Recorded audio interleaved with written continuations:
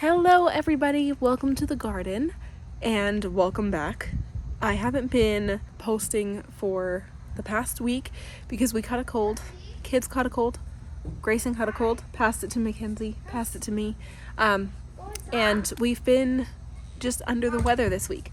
That's where we've been for the past week. That's why I haven't put up a video. I have a filming schedule, but I was kind of yucky for like 2 days, and then I was fine, and then I had like one weird morning where I was really dizzy, and then I was fine, and now I'm like pretty much totally better. We've got really bad air quality right now, which is like affecting all of us. Kenzie and Cody have really bad allergies. We have forest fire smoke blowing into our neighborhood in our town. It's been really bad. There's like 300 plus forest fires burning in British Columbia right now. We're in Alberta, and we have like, I don't know, 40 or 50 right now, but they're all up north. So depending on which way the wind blows, the air quality has been really terrible here. And like our sky's just full of smoke. It's been raining ash in some places, which is typical, unfortunately, for our area in the summer, but it's been particularly bad this year. And then combined with the cold, we've just been like staying inside and hibernating. I still sound a little weird, even though I'm like this close to being 1000% better, you know? So anyway, I reorganized the whole house today and cleaned everything, and I finally put my picture frames up and did all the things. I feel like I'm nesting after not doing anything for a week. So anyway, that's where I've been. But I'm feeling better, and it's garden tour day. So I thought she can come out as long as the back fence is close. Okay, Carly, you're free. I thought I would just give you guys a little hello and an update to where we've been. But today's Saturday, and on Saturday evenings I film my garden tours. So I meant to do this last week because there's just so much to show you. So much is changing so quickly right now. Hi guys. And you're gonna be in it? Okay, sit down then. Okay, thank you. So much is changing so quickly. This is the time when the garden grows the most and things are being harvested. We actually have quite a few things to harvest tonight, and we've been harvesting this morning. We've been out here like every morning doing things, although the garden's a little neglected from, I've been out here every single day, but not as much with the cold and the smoke. I didn't want to make my cold worse by coming out in the smoke, you know what I mean? I feel like I still sound a little like bunged up. You sound fine. No, I can like hear it in my own ears, kind of. It's weird. Anyway, we're staying home for the rest of the weekend to just finish any symptoms, and then we'll be able to resume life. But yeah, a lot has changed in the garden, and I want to show you guys. And we will continue on with normal vlogs this week. I'll try and fit in as many as I can that I missed filming, that was in the filming plan from last week. But I hope you enjoy. Guys, I've got my first zucchini. We've got our first zucchini. Yeah. And I think we're gonna pick it tonight. So it's very exciting. But okay, let's get to it. Let's show you the garden. It's a little bit messy, but wild garden. I need to get in here. We wanted it to be a little wild. Remember, we had that big hailstorm, and it did make some things break and look a little funky. So I'll point that out to you guys. Especially the zucchini. So if my voice is weird, I'm sorry. I just really need to get back into the swing of filming. So please just bear with my nasal sound. Okay, as always, let's start on this side of the garden. My wildflowers are still blooming and happy, and these guys just didn't really bloom a whole lot, but they're starting, if you can see. Little blue flowers. But this is what, this did what it was supposed to. These guys still haven't bloomed. I love them. Okay, so I did thin out my carrots, and as you can see, some sneaky little weeds. I haven't weeded my garden yet this week. So I thinned out my carrots, and they're in a nice row. They died. Everything died in that one little corner. I don't know why. I just think maybe it wasn't getting enough water. Those ones just didn't transplant well. Everything else that transplanted did a good job. So there's my row of mostly thinned carrots. And then here are the onions. Again, they're looking really... There's a bulb, look. I know. They're looking really wonky, but that's because they got really hit with the hail and knocked over, and I'm just kind of letting them do their thing. The garlic, I don't think is really surviving. We keep getting sprouts that come up, and then, but as you can see, a lot of them have just died. I think the conditions just haven't been great for garlic. I couldn't get the garden in fast enough when the garlic should have gone in the spring. Garlic likes cold weather. It's been hot, hot, hot. So I think it's just too much. I'm just gonna leave it and see what happens, because you know what? It's already planted. What else do you do, right? So the parsley under there, I might transplant still because it's just like getting overgrown. I might leave it. And then here's my bush of tomatoes. Let's go look at this. Monster bush. This is netting that I had over the strawberries that I've removed because I think the birds learned their lesson. As you can see, I've slowly but surely been tying my tomato bush up as it grows because I have a ton of tomatoes. You can see these guys right here and right here are cherry tomatoes. Just two different variations, but you can see how many, like, look at how many tomatoes that is. So there's going to be so many tomatoes as soon as these ripen up, and they're just all throughout there. So many tomatoes. This is the big beastie Better Boy, and it's starting to flower. It's a little bit of a late bloomer, but we'll be getting some buds on here. I've just got bamboo sticks that I've just been again tying them up, keeping them off the ground. It just keeps them a little bit more disease free. So these guys were actually pretty protected from the hail because of their positioning to the house, which is nice. And then here is this heirloom right here that we thought, I have not trimmed suckers off. I should have done that and been doing that, but oh well. Yeah, more suckers. Honestly, you guys look at this.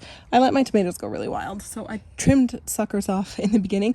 If you don't know what a sucker is, it's like the little plants that grow in between the two strong shoots. And if you can catch them when they're early, it's good to just pinch them off so that the plant puts its energy towards producing fruit, and not producing more shoots of like stalk. So anyway, it's kind of hard to keep up with now. So this is the one that was this big. If you go look at my very first garden tour, it did not look like it was going to live, and now it is strong and it has flowers and it will start producing some tomatoes here. So, oh no, it does. It has, look at, it's got a couple of heirloom tomatoes right there. So these are my heirlooms, and this is that weird little basil plant that like half died and it's still kind of hanging in there. So this is the full basil. I need to give it a trim. Like I said, a lot of things need harvesting in this garden, but this went from like a little plant to like a nice big bush. Strawberries are still doing really well. As you can see, I have a few to harvest. We've been harvesting them. Not super high yielding. They're getting much more like, I don't know, there's more and more. Can you see it right there? To harvest, and we solved the bird thing. So if I notice any of them have little bite marks, then I'll put the netting back over. But for now, I think the birds kind of learned and figured it out that we don't want them in there, and they've been leaving it alone. So we'll see how much we get from these strawberry plants. Again, first year of strawberry plants is never super high yielding, typically, depending on the variations. And I got a couple of different variations of strawberry plants, as you can see, the white flowers and the pink flowers. So like hybrids and normal ones. The bush peas are doing pretty well. I gave them a little fence to climb, and as you can see, we've got lots of flowering and little pea babies happening. As you can see, there's some right there, so that's exciting. My herbs are doing well, but they're still, I'm finally getting more growth on the thyme, and I think because of the heat, we're gonna really see the growth on a lot of the herbs in this next month. This was like, herbs tend to grow the most in the second half of the summer. These are my bush beans, and so these guys will start producing beans. I just have them against there for a little bit of support. You don't need to do that, but I like to keep everything as supported and off the ground as I can, because it just reduces the chance of having mildewy disease and just general plant disease. But anyway, here's my potato babies. They're huge. Mackenzie, do you want to use you for reference? Go stand next to those things. They're so big. So for reference, she is 5'4". And that's a fin. Yeah, fin for reference. So Grayson is like 4'3". I don't know, he's probably bigger now. He hit a growth spurt. But so those are pretty big potato plants. This is how big I am. You're very big. Okay, so here's something I would love to talk about. So you can see behind me, the zucchini got massive. These are heirloom zucchini. Again, this is the first time planting these heirloom, like Canadian heirloom plants. I try to make as much of my garden as possible. I shared the seeds I got in the beginning, but out of nowhere, we planted these from seed and they got bigger, and then all of a sudden they just took off. And now they are being mass producers and they're taking over the garden. So honestly, I don't think I'm gonna get peppers this year because the zucchini have taken over. That's okay. I think next year I might move them. I might make a separate zucchini bed just because they're so massive. I probably could have gotten away with like one zucchini plant. I cheekily planted 3 because, as you know, I'm okay with more of an eclectic kind of cottagey wild garden. I like that for myself. But the zucchini is doing wonderfully. If you can see, Finn don't eat grass, that there's some definite tearing in the leaves. This is not disease. This is from the hailstorm. Like, see, a hail went right through the plant. So all the tears in the leaves that you see is just from that hailstorm. So those are the damaged leaves but they, as you can see, I showed you guys right after the hail and they popped right back up. So some of them were kind of a lost cause, but the plant has put a lot of effort into creating better, healthier leaves. And I should say, do you see all this white? I know everybody should be on the lookout for a mildew disease on the leaves of especially things like squash, zucchini. Powdery mildew is usually what hits them. But just to any gardeners that are newer to the game or maybe haven't grown zucchini or something before, this is not powdery mildew. What you'll see is some species. Let me get in here. So some species of plants will have this white tinge to them, and it's not powdery mildew. So Stop eating grass. as you can see, this looks like it could potentially be powdery mildew, but this is just the variation of the plant, and you can tell because it spreads along the green. You see how it kind of goes with the seam of the plant. And powdery mildew will be like, it'll stick to the top like a powder, whereas you can see the leaves of the plant before, and you would be able to wipe powdery mildew off. And so this is just the color of the plant, and sometimes zucchini has this variation of color in it, and powdery mildew usually attaches itself to the bottoms of the plants as well.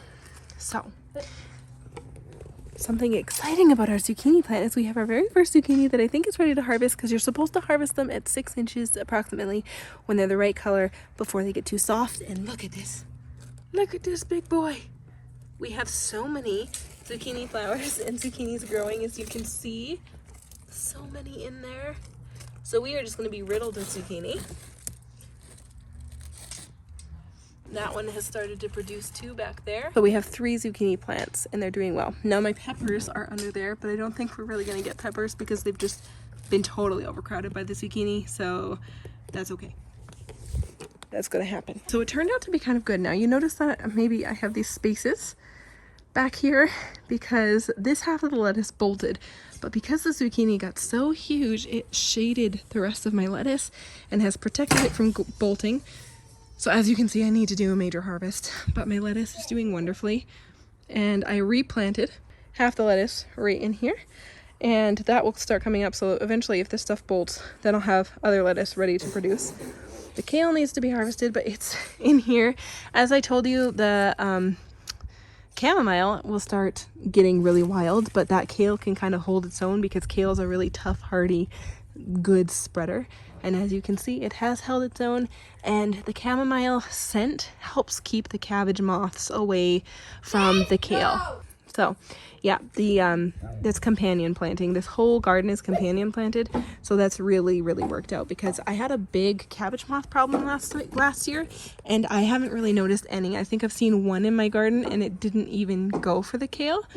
So thankfully, that is doing really well, and the chamomile is just thriving and growing beautifully bushy and wonderful.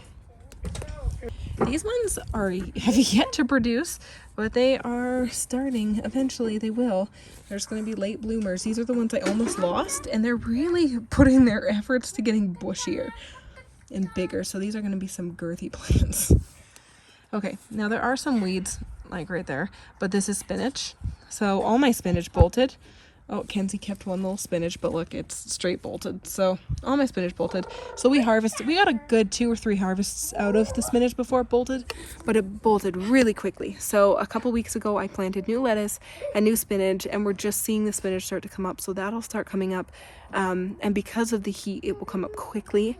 And again, we'll get a few harvests out of it, and hopefully it'll cool down right as it's getting bigger so that I'll have more of a producer. If not, I can plant it. I can probably get away with planting it one more time in my climate. So we've got some good garlic chives that can start to be harvested here, and these guys are starting to pop up. The ones in the middle didn't really come out, but garlic chives can spread, so I'll just let that kind of do its thing. The dill is large and in charge and happy. I'm just kind of letting it grow. And we started it from seed too. Yeah, that was started from seed. My sage is doing really well right there. So I've got 2 types of sage. I did have a different one here, but it died. So I'm just gonna let this kind of take over. I might take a clipping of that one and put it here. This is my majorum, and I've gotten quite a few harvests off that already. But again, as you can see, it's time to nip those flowers down and let it bush out a little bit more. This guy's been hiding under the zucchini, but it's doing really, really well. Grayson is playing lots of games in the background. That's what all the sound is. You playing with Gray? Fanning your handsome taco bow tie? Look at that. Look how handsome. Cucumbers are doing well and branching out. Oh, I see a little flower on that cucumber. Can you see it? Hold on. Look, look, look. Right there. Oh yeah.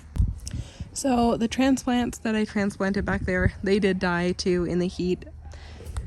I figured that would happen, but what do you do? It's just one of those things. There, you try and transplant. So I do have some like naked holes right there in the back with the carrots, but that's gonna happen. So the front herbs are doing wonderfully. I've been harvesting some herbs out of there. It's time to do another big harvest, probably tomorrow, of yarrow and things like that. The blueberry bush is still the same size.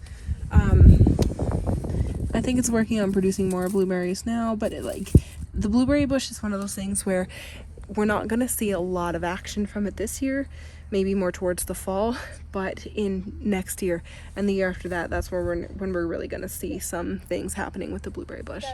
And then up there, I'll show you guys my pots because I feel like I don't show you guys my pots very often. Again, in the front, I have all the herbs and all the medicinal plants, really. So I grew calendula from seed and everything like that. My friend just brought me a melon plant. I think it's cantaloupe, because she claims to not have a green thumb, which isn't a thing. Don't believe that. Everybody has a green thumb. So she gave it to me to take care of, and I haven't decided what I'm gonna do with it yet. This is ginger. This is ginger, or green onion. Green onion, happy, just doing its thing. And then this is going to be harvested tomorrow too. Lemon balm and mint. Ooh, again, geez. Those are always in pots because geez, I can smell lemon. I've talked to you guys about it before, but lemon balm and mint are both very invasive species. It's important to keep them in pots if you don't want, or like their own zones, if you don't want them overrunning the entire garden. We have a patch of sunflowers growing on their own from the bird feeder, which is fun. We were just letting it grow wild. We've got our wildflowers around the trees, and that's going really nice. So with things like lemon balm, the more you pinch off, the more plant will produce and the bushier it'll get. So it's really important for herbs, especially in things like lemon and mint, to really be pinching off as the plant is growing to get bushier, so that you don't end up with something really leggy or tall.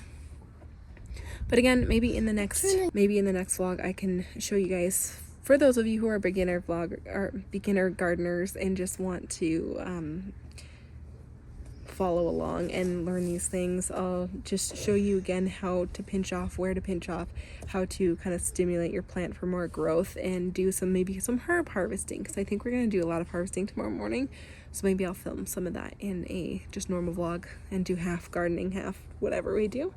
So yeah, anyway, you guys, that's the garden. It is growing happily and quite large, and it's nice because I kind of am getting to see what is working together. I'm getting a really good idea of what I might do differently next year, or what I might want to add or take away. This is not the greatest year for carrots, so unfortunately that's like, next year the garden will be rearranged a little bit because you don't want to plant some things in the same plot. Sometimes you can get away with doing it for like a year or 2 years in a row, but usually 2-3 years you need to rearrange some things. So I might add some more beds next year. We'll see, maybe some thin ones down the fence line, or I'm not sure, but I'm really kind of getting a good envisioning of what the garden is going to do for us and produce for us this summer. So now it is kind of harvest time. This is when the garden really gets cracking down. For us, it's like the middle of our season. Our growing season is very short, but we might get a little bit of an extension this year. But now is kind of when we need to really be harvesting, really be processing all the food that's coming in, dehydrating, canning. All that is going to start in the next month here. So lots of things to keep us busy with, and I will be a busy bee, me and Mackenzie, right? And sometimes Grace. Yeah, you too. In the garden. And I'll be taking you guys along doing garden tours every week since our grow season is so short. I hope you guys enjoyed this little garden tour. I am excited to be back with you. I was really, really bummed to have to take that week off, but I just wasn't really very much fun and I wasn't doing a lot of stuff, so I decided to just take some time off and see you guys when we were feeling better. And so now that we're better, I'm glad to be back, and I've got lots to catch up on and film for you guys. So thank you for watching. As always, we'll see you in the next one. Bye.